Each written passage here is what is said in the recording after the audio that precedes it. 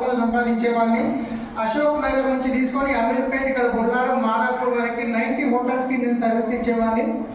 So మంచిగా నడుస్తున్న టైంలో మనకు ఓలా క్యాబ్ ఊబర్ క్యాబ్ రావడం వల్ల బిజినెస్ మొత్తం జీరో అయిపోయింది.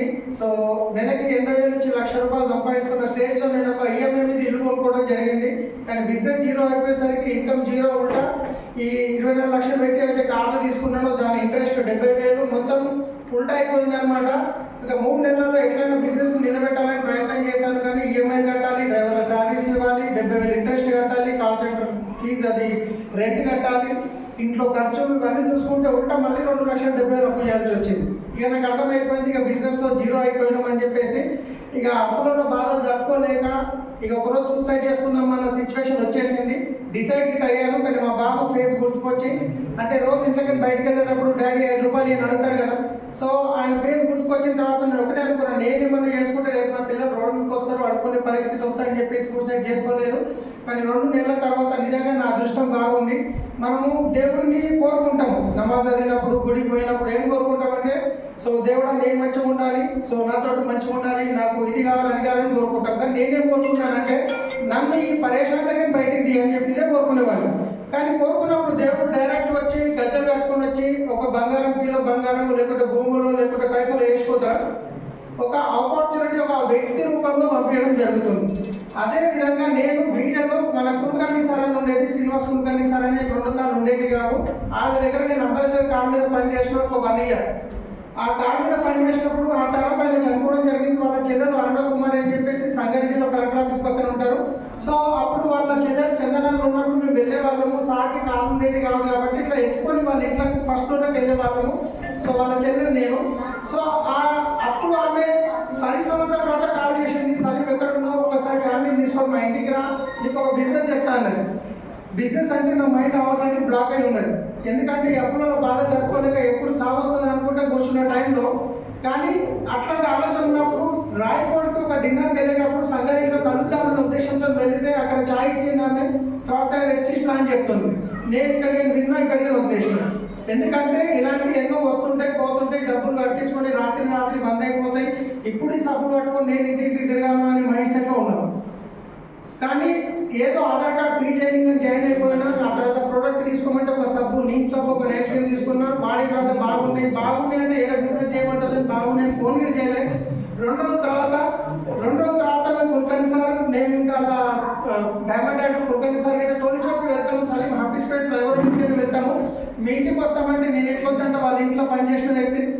ఆ రోజు మా ట్రావెల్స్ ఆఫీస్ కాడికి వచ్చి ప్లాన్ చెప్తే అప్పుడు కొంచెం ఓపెన్ మైండెడ్గా విన్నా. ఎందుకంటే దీంట్లో మనం డబ్బులు పెట్టేది లేదు, ఎవరితోని పెట్టించేది లేదు, మనం చేస్తున్న పనితో పాటు చేసుకోవచ్చు. రెండోది ప్రోడక్ట్ బాగున్నాయి. తర్వాత ఈడ కాకుండా ఏడైనా కొనాల్సిందే కదా, బయట కిరాణా షాప్ అయినా కొనాల్సిందే. సార్ ఇంత చెప్తున్నాను, Secunderabad head office clock tower దగ్గర పోయి ప్రోడక్ట్ కొనుక్కున్న 2500 తెచ్చి వాడిన తర్వాత అన్నీ బాగానే ఉన్నాయి. ఇక తర్వాత మళ్ళీ మీటింగ్కి రమ్మని చెప్తే ఒక చిన్న మీటింగ్లు ఉండేవి. ఆ మీటింగ్కి వెళ్ళి కొంచెం అరే బాగానే ఉంది కదా, ఎంతమంది చేస్తున్నారు మనకు అని చెప్పి కొంచెం హోప్ వచ్చింది. ఒక్కసారి ఢిల్లీ మీటింగ్ పిలిచిన గోపురం మీటింగ్కి. అక్కడికి వెళ్ళిన తర్వాత నా లోపల నేను ఉన్న డౌట్లన్నీ క్లియర్ అయిపోయాయి అనమాట. అక్కడ ఏమైందంటే ఇండియా లెవెల్ నుంచి పబ్లిక్ రావడం జరిగింది. కన్ను కనిపించిన వారు 1,00,000 సంపాదిస్తారు, నడవనికి రాని వారు 1,00,000 సంపాదిస్తారు. నాకేమో అన్ని బాగున్నాయి, మీకే అవసరం ఉంది, నేనెందుకు చేయలేను, ఎట్లాగా చేసేస్తానని చెప్పి డిసైడ్ అయిపోయినా. 1,00,000 రూపాయలు 6 నెలల్లో కొట్టాల్సిందని చెప్పి ఇక వాడికి నిద్ర పడతలేదు. ఎక్కడ పొలుతున్నా అక్కడ పొలుతున్నా వచ్చినాక కూడా. కానీ ఎవరెవరికైతే డిసైడ్ అయినా నా బెస్ట్ ఫ్రెండ్స్ రిలేటివ్స్ అనుకున్నా వాళ్ళు ఎవరు స్టార్టింగ్లో రాలేదు. ఇవన్నీ బేకార్, నువ్వు చేయకు, మేము మోసపోయారని చెప్పారు. కానీ నేను నన్ను జాయిన్ చేసిన అప్లైని ఫాలో అయినా. వాళ్ళు ఎక్కడే చెప్తున్నారు, నీకు రిలేటివ్స్ కానీ ఫ్రెండ్స్ కానీ తొందరగా నమ్మరు, నువ్వు చెప్పుకుంటావో నీకు ఆటోమేటిక్ వస్తుంది అంటే అదే పని చేసుకుంటూ పోయినా. 1,00,000 వస్తే చాలనుకొని డిసైడ్ అయినా. కానీ 1,00,000 రానికి 2 సంవత్సరాలు పట్టింది. కానీ ఈరోజు నా highest income 13,30,000, average income 10 lakhs to 13 lakhs మధ్య ఉంటుంది పర్ మంత్ ఇన్కమ్. నేను సంవత్సరం ఇన్కమ్ కాదు. మొన్న ఒక వీడియో చేసిన మొత్తం 10 months 12 months ఇన్కమ్ 30 లక్షలు చూసి కదా. సో చాలా మంది నేను స్టార్టింగ్లో 1,00,000 రూపాయలు వస్తాయని చెప్తే నీకు వచ్చినాక చేస్తామని చెప్పిన చాలా మంది ఉన్నారు. 1,00,000 వచ్చినాక చెప్తే నువ్వు చేయగలుగుతావు అన్న వాళ్ళు ఇటు ఉన్నారు. ఈరోజు 13 లక్షలు వస్తున్నాయంటే నమ్మే వాళ్ళు లేరు. సో ఇక్కడ నుంచి నేను ఒకప్పుడు 2 వీలర్ మీద అంటే 10 కార్లు పెట్టుకొని కూడా ఏదైనా దావత్ పోవాల్సి వస్తే 2 వీలర్ పంపిస్తే 2-3 వేలు కిరాయి వస్తుందని. కానీ ఈ రోజు ఇక్కడ నుంచి 75 లక్షల మర్సిడీస్ బెంచ్ కార్ తీసుకోవడం జరిగింది. ఒకప్పుడు ఈ మర్సిడీస్ మీద డ్రైవర్గా దొరికితే జీవితం ధన్యమైతుంది అనుకున్న వ్యక్తిని, కానీ ఇక్కడ నుంచి ఆ మర్సిడీస్ బెంచ్ కార్ తీసుకోవడం కాదు. నా టీంలో ఆల్రెడీ 4 బెంచ్ కార్లు వచ్చినాయి. సో రేపు ఇంకొక బెంచ్ కార్ గిట్ట అన్వీలింగ్ ఉంది నెక్స్ట్ మంత్లో, ఫస్ట్ వీక్లో. ఆ తీసుకున్న వ్యక్తి ఎవరు కాదు, ఒక సీల్ కంపెనీలో పనిచేస్తుంటే సింహాచార్యని 13,000 ఇన్కమ్కి పనిచేస్తుంటే జీతానికి ఈరోజు ఆయన బెంచ్ కార్ తీసుకుంటుంటే ఆల్రెడీ ఇల్లు గిట్టే తీసుకున్నాడు. సో నేను తీసుకున్నాను గొప్పగా చెప్పట్లేదు. ఈ బాణంలో నేను ఒకప్పుడు కోళ్ళ ఫారంలో పనిచేసిన, బీడీఎస్ఎల్లో పనిచేసిన, నేను పని చేయాలి అంటే పేపర్ వేసిన చాంపాషా దగ్గర మస్జిద్ దగ్గర ఉంటుంది, రిటైర్మెంట్ అయిపోయింది, ఆయన దగ్గర న్యూస్ పేపర్ వేసిన. ఉదయం ఆంధ్రప్రభ పేపర్ వస్తుండే, పొద్దున మెయిన్ గేట్ దగ్గర పోయి సెట్ చేసుకొని టౌన్షిప్ వేసి మళ్ళీ ఆర్డినెన్స్ ప్యాక్ పోయి అక్కడ వేసి, అక్కడ నుంచి బాణంలో వచ్చి మార్కెట్ దగ్గర వేసి సైకిల్ ఇంటికాడ పెట్టి స్కూల్కి పోతుండే. ఎన్నో పనులు చేసిన, జీవితంలో ఏదైనా సంపాదించాలి కానీ ఎక్కడ సాధ్యం కాలేదు. కానీ 7th క్లాస్ చదువుకొని ఈరోజు నేను 10 to 13 lakh ఇన్కమ్ తీసుకుంటున్నాను అంటే ఇక్కడ ఉన్న వాళ్ళకి సాధ్యమా కాదా? సాధ్యమా కాదా? నేను యావరేజ్గా ఈ బిజినెస్లో ఈ 8 సంవత్సరాల్లో ఒక 400 నుంచి 500 మందికి చెప్పుకుంటాను. కానీ దాంట్లో కొంచెం డిసైడ్ అయిన వాళ్ళు ఎంతమంది అంటే, సరే నేను జాయిన్ అవుతాను ఈ మాట మీద అని ఆధార్ కార్డు ఇచ్చి జాయిన్ అయిన వాళ్ళు 70 మంది. దాంట్లోకి మేము ఇట్లా బిజినెస్ చేస్తామని ముందుకు వచ్చి పని చేస్తున్న వాళ్ళు 20 మంది.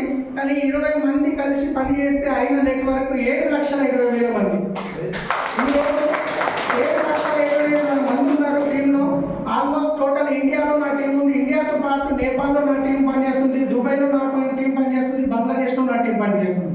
ఎప్పుడు నేను బంగ్లాదేశ్ వెళ్ళలేదు, కానీ టీం అక్కడ వాళ్ళు పనులు ఇక్కడ డబ్బులు వస్తున్నాయి. బాగుంటుందా? బాగుంటారా? సో ఇది నాకు సాధ్యమైనప్పుడు మీకు సాధ్యమవుతుందా కాదా?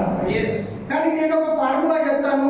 ఈ రోజు చాలా మందికి అనిపిస్తుంది ఇది ఎట్లా సాధ్యం అబ్బా, ఇన్ని లక్షలు ఎట్లా వస్తాయి? సరే కష్టపడతాం, 50,000 లక్ష అడిషనల్ వస్తాయంటే ఒక ఇన్ని లక్షలు ఎట్లా వస్తాయంటే, ఇప్పుడు ఈరోజు ఒక డబ్బులు సంపాదించే ఫార్ములా నేను చెప్పబోతున్నాను. సో ప్రపంచంలో ఉన్న కోటీశ్వరుల దగ్గర ఉన్న మొత్తం డబ్బు తీసుకొని అందరికీ సమానంగా వంచిన కానీ వచ్చే 5 సంవత్సరాలలో మళ్ళీ కోటీశ్వరుడు అవుతారు, మిడిల్ క్లాస్ వాళ్ళు మిడిల్ క్లాస్ అని మిగిలిపోతారు. ఫార్ములా చూద్దామా? చూద్దామా? సో ఫార్ములా ఏంటంటే కనుక ఈరోజు భూమి మీద ఉంటున్న ప్రతి ఒక్క మనిషికి ఎన్ని గంటలు ఉన్నాయి? ఒక రోజుకి ఎన్ని గంటలు ఉన్నాయి? 24 గంటలు ఉన్నాయి. నాకైనా, మీకైనా, మోడీ గారికైనా, సీఎం గారికైనా, రామోజీరావు గారికి, ఎవరికైనా కానీ ఉన్నాయి ఎన్ని గంటలు? 24 గంటలు మాత్రమే ఉన్నాయి. దీంట్లో ఒక్కసారి ఆలోచించండి. ఒక ఫార్ములా చెప్తున్నాను. ఒక వ్యక్తి నెలకి 20,000 రూపాయలు సంపాదిస్తున్నాడు, కానీ ఆయన పని చేసేది 8 గంటలు. ఇప్పుడు ఆయన ఖర్చు సరిపోవట్లేదు. 40,000 సంపాదించాలంటే ఎన్ని గంటలు పని చేయాలి? 16 గంటలు పని చేయాలి. ఇప్పుడు ఆయనకు 80,000 అవసరం ఉంది. నెలకి అంటే ఎన్ని గంటలు పని చేయాలి? 32 గంటలు పని చేయాలి. వాస్తవమా కాదా? సో ఇక్కడ చూస్తే దీన్ని బట్టి ఏమర్థమవుతుందంటే, మనం మన ఇన్కమ్ పెరగాలంటే మనం పని చేసే గంటలు పెరగాలి. క్లియర్ కదా? నేను ఒక్కరి పని చేస్తున్నా, జీతం జరగట్లేదు, మా వైఫ్ పని చేస్తుంది, 8 16 గంటలని సరిపోతలేదు, మా బాబుని పంపిస్తున్నా 24 గంటలని. సో ఇన్కమ్ 3 times పెరిగింది. క్లియర్ కదా? అయితే ఒక్కసారి ఆలోచించండి. ఒక వెజిటేబుల్ వెండర్ ఉన్నాడు, కూరగాయలు అనే వ్యక్తి. ఆయన రోజు మార్కెట్కి వెళ్ళి ఫ్రెష్ కూరగాయలు తెస్తాడు, అవునా కాదు? మన కాలనీలో అమ్ముతుంటాడు, చూస్తున్నాం కదా. కరోడ్పతి అయ్యిందా? రోజు 10-14 గంటలు పని చేస్తాడు, మార్కెట్కి వెళ్తాడు, పొద్దునేసి ఫ్రెష్ కూరగాయలు తెస్తాడు. కరోడ్పతి కాలేడు, ఎందుకంటే ఆయన దగ్గర ఉన్న 24 గంటలు మాత్రమే ఆయన పని చేసేది. 10 నుంచి 14 గంటల కంటే ఎక్కువ పని చేయలేడు. కానీ అవే టమాటాలు, అవే కలరు, అవే క్వాంటిటీ కలర్ మనకి ఏదో దొరుకుతుందంటే రిలయన్స్ ఫ్రెష్లో దొరుకుతుందా లేవా? రిలయన్స్ ఫ్రెష్లో ఎప్పుడైనా అమ్మాయి వచ్చి తక్కడ పట్టుకొని కూర్చున్నాం. ఆయన ఏం చేసిండు? ఆయన ఎంత కాదు ఒక 1000 స్టోర్లు ఉంటాయా రిలయన్స్ ఇండియా మొత్తంలో? ఒక్కొక్క స్టోర్లో ఎంతమంది పని చేస్తారు? 10 మంది తీసుకుందాం. ఎక్కువ ఉంటారని 10 మంది తీసుకుందాం. సో ఎంతమంది అయ్యారు? 10,000 మంది. ఒక్కొక్కరు ఎన్ని గంటలు పని చేస్తారు?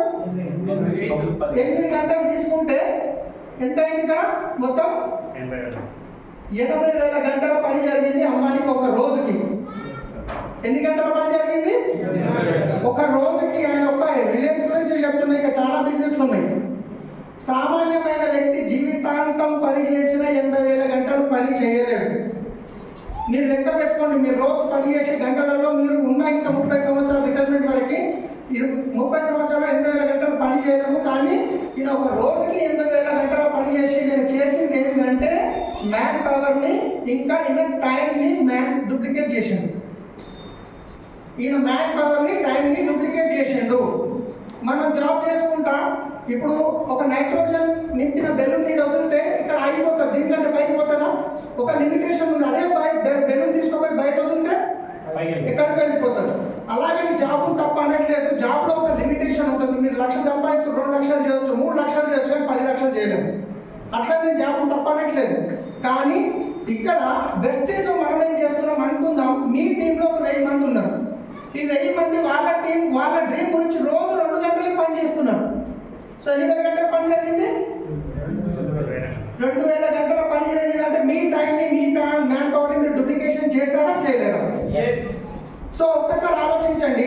ఈయన రిలయన్స్ దాంట్లో ఒక 100 స్టోర్లు బంద్ అయిపోతే ఆయన ఇన్కమ్లో ఫరక్ పడుతుందా? ఈయన ఒక 6 నెలలు ఒక ఫారెన్ ట్రిప్ వెళ్ళిపోతే ఫరక్ పడుతుందా అమ్మాయికి? కానీ ఈ రోజు మనము ఈ భూమి మీద నేను చెప్తున్నాను కదా, నా టీంలో 7 లక్షల పైన నెట్వర్క్ ఉన్నారు. రేపు నాకు ఏదైనా అయిపోతే వీళ్ళందరూ పండుగ కూడా స్నానం చేయడం ఆపేస్తారా? సో 3 జనరేషన్ వరకు ప్యాసివ్ ఇన్కమ్ రాబోతుంది. 3 తరాల వరకు ప్యాసివ్ ఇన్కమ్ వస్తుంది. రేపు మన పిల్లల తర్వాత పిల్లల వరకు ఇన్కమ్ రాబోతుంది. అలాంటి గొప్ప అవకాశం ఉన్న ఆపర్చునిటీ వెస్టేజ్ డిసైడ్ అయ్యి మనం చేసేది ఏం లేదు. ఒకటి మనం మన డ్రీమ్ గురించి పని చేయాలి, లేదా వేరే వాళ్ళ డ్రీమ్ గురించి పని చేయాల్సి వస్తుంది, తప్పది. ఇంకంతే. ఇంకా మనం ఏమైనా జాబ్ చేస్తున్నామంటే మన డ్రీమ్ గురించి చేస్తున్నామా, వాళ్ళ డ్రీమ్ గురించి చేస్తున్నామా? స్వతహాగా మనం నెట్వర్క్ క్రియేట్ చేసుకోవాలి, లేదంటే వేరే వాళ్ళ నెట్వర్క్లో కంపల్సరీ పని చేయాల్సి వస్తుంది. ఇక్కడ మీకు ఎలాంటి డబ్బు పెట్టుబడి పెట్టకుండా మనం మంచి ప్రోడక్ట్ వాడుకొని 10 మందికి చెప్పడం వల్ల ఆ మంచి ప్రోడక్ట్ వాడుకొని కస్టమర్స్ పెరిగినప్పుడు మీ నెట్వర్క్ క్రియేట్ అయిందా కాలేదా? సో ఇదే బిజినెస్ ఏం లేదండి, డిసైడ్ అండి. 2 ఇయర్స్ దీంట్లో రాత్రికి రాత్రి డబ్బులు రావు. 2 సంవత్సరాలు కష్టపడితే 3 తరాల వరకు మన పిల్లలు ఎవరి దగ్గర చేయి రాకుండా డబ్బు గురించి జాబ్ గురించి చేయి రాపి అడగనటువంటి పరిస్థితి ఉంటుంది. డిసైడ్ అండి. ఒక వ్యక్తి, సామాన్యమైన వ్యక్తి, ఇదే బానూరులో నాకు తెలిసి ఈ టోటల్ బానూరులో లాస్ట్ పేదవాళ్ళు నేను ఉండొచ్చు ఒకప్పుడు. ఎందుకంటే మా నాన్న 3 సంవత్సరాల వయసులో చనిపోవడం జరిగింది. సో నేను 6th క్లాస్ వరకు చదువుకున్నాను, ఫైనల్గా 7th వరకు చదువుకున్నాను. పేపర్ వేసిన తర్వాత కూడా 7th క్లాస్లో 2nd క్లాస్ వచ్చి స్కూల్ ఎందుకు బంద్ చేయాల్సి వచ్చిందంటే తినడానికి ఫుడ్ లేని స్టేజ్. అందుగురించి బంద్ చేసి బీడీ రైస్లో కోనర్లో వెనుదరెడ్డి సార్ దగ్గర పనిచేసిన 450 రూపాయల జీతం నుండి అక్కడ నుంచి మళ్ళీ కోలఫారంలో పనిచేసినాం. అక్కడ నుంచి గజల్ శ్రీనివాస్ ఆనంద్ నగర్లో ఉంటుండే గజల్ సింగర్, ఆయన దగ్గర పనిచేసినాం. అక్కడ నుంచి టీసీఎస్లో డెక్కన్ పార్క్లో డ్రైవర్గా పనిచేసినాం. అక్కడ నుంచి ఎయిర్పోర్ట్లో పనిచేసినాం. అక్కడ నుంచి ట్రావెల్స్లోకి వచ్చినాం. ఎక్కడ చేసినా కానీ ఫైనల్గా వచ్చింది 24 లక్షల అప్పు బయటకు వచ్చింది. కానీ ఇక్కడ డిసైడ్ అయితే 24 లక్షల అప్పు 59 లక్షలు అయింది. రవీందర్ రెడ్డి అని మా సార్ ఉంటే ఆయన పూనలు పెట్టించిన 59 లక్షలు. ఒక్క రూపాయి సో 1,60 లక్షలు పెట్టి ఇల్లు తీసుకున్నాం. ఒకప్పుడు 72 గజాలు ఉంటే హఫీస్ పేట్లో వాన్ వస్తే మూల గురుస్తుంటే, అలాంటిది ఈరోజు 1,60 లక్షలు పెట్టి బహదూర్పల్లిలో గేటెడ్ కమ్యూనిటీలో నేను ఇల్లు తీసుకోవడం జరిగింది. ఎవ్రీ 6 మంత్స్ ఒక ఫారెన్ ట్రిప్ వెళ్తున్నామండి. ఎప్పుడు నేను ఇండియా దాటి బయటకు వెళ్ళిన వ్యక్తి. థాయిలాండ్ 3 టైమ్స్ వెళ్ళాను ఇప్పటికీ. స్విట్జర్లాండ్ వెళ్ళాను. స్విట్జర్లాండ్ ఒక డ్రీమ్ ప్లేస్. ఇంచుమించు నేను మా వైఫ్ అయితే 6 లక్షలు అయింది. రైట్. సో దుబాయ్కి ఫ్యామిలీని తీసుకొని వెళ్ళాము. ఇంచుమించు అడిగితే ఒక 6 లక్షలు అయింది. రేపు మళ్ళీ స్కాట్లాండ్ ఉంది, తర్వాత మళ్ళీ థాయిలాండ్ ఉంది. ఎవ్రీ 6 మంత్స్ ఈరోజు టైం ఫ్రీడమ్ ఉంది. నేను ఒక 2 రోజులు పని చేయకుండా నాకు ఏమైనా ఇబ్బంది జరుగుతుందా? ఇలాంటి సెక్యూరిటీ మీకుంటే బాగుంటుందా బాగుంటుందా? ఈ రోజు పొద్దున్న లేచి జాబ్కి వెళ్ళాలన్న టెన్షన్ లేదు, నెల అయిపోయేసరికి డబ్బులు కట్టాలన్న టెన్షన్ లేదు. డబ్బులు అయిపోక ముందు డబ్బులు పడితే బాగుంటుందా బాగుంటుందా? ఒకప్పుడు నేను పని చేసేటప్పుడు జీతం రాగానే ఫస్ట్ వీక్ ఎట్లుంటుందంటే ఫుల్ ఎక్సైటెడ్ ఉంటుండే, డబ్బులు గరం ఉంటుండే. ఒక వారం కాగానే చెట్టీలు అవి చిన్న చిన్న వేస్తుంటే 10-15 రోజులు అవి కట్టం అయిపోతుండే. లాస్ట్ మూమెంట్లో ఏదైనా ఇబ్బంది వస్తే ఫ్రెండ్స్ని జీతం రాగానే ఇస్తా అని చెప్పి తీసుకునేవాళ్ళు.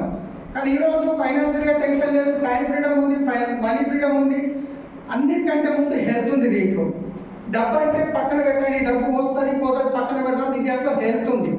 ఎందుకంటే నేను బిజినెస్లోకి రావడానికి ముందు నాకు ఫైల్స్ ఉండేవి. ఆఫీస్ పేరులో ఒక డాక్టర్ ఉండేది, సాజిద్ డాక్టర్ అని. పోయి చూపించుకున్నప్పుడు గోళీలు ఇచ్చేది, తిన్న 15 రోజులు బాగుండేది. ఆ తర్వాత ఆపేయగానే తగ్గిందని మనం స్టార్ట్ అయ్యింది. కానీ వెస్టీజ్ సప్లిమెంట్ తీసుకోవడం వల్ల ఫైల్స్ ఎప్పుడో తక్కువైపోయినాయి. షిబ్బం ఉండేది, తెల్ల మచ్చలు ఉండేవి. తెల్ల మచ్చలు ఫోటో స్టూడియో వెళ్ళి వాళ్ళ దగ్గర కెమికల్ దొరుకుతుండే, అది తెచ్చి నిమ్మరసం వేసి వేసుకుంటే 1 రోజులు తక్కువ ఉంటుండే, మళ్ళీ వస్తుండే. కానీ అది ఎక్కడ ఉందో నాకే తెలియదు. పెయిన్ మొత్తం పురుగులు ఉంటుండే. ఈ రోజు చూస్తే పొద్దున అన్నం తిని బయలుదేరలో ఇప్పటివరకు అన్నం తినలేదు. ఆయన ఎనర్జీ ఉందా లేదా? రోజు 15 సప్లిమెంట్ తీసుకుంటాం. మొన్న వీడియో చూసి ఉంటారు మీరు. చాలా మంది అనుకుంటారు ఈ గోళీలు ఏందనుకుంటారు. గోళీలు కాదండి, ఫుడ్ సప్లిమెంట్. మనం తినే ఆహారంలో దొరకనటువంటి పోషకాలని సప్లిమెంట్ రూపంలో తీసుకుంటున్నాం అంతే, అంతకుమించి ఏం లేదు. దీంట్లో అన్నిటికంటే ముందు హెల్త్ వస్తుంది, ఆరోగ్యం వస్తుంది. ఆరోగ్యం వచ్చిందంటే తర్వాత వెల్త్ వస్తుంది.